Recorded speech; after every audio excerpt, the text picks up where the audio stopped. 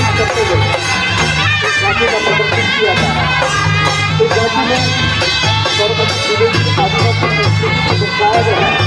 इसके पश्चात राष्ट्रीय तिरंगे के रंगों को फूल चढ़ाते हुए स्वास्थ्य कर्मचारी रैली के रूप में यहाँ पर निकल रहे हैं।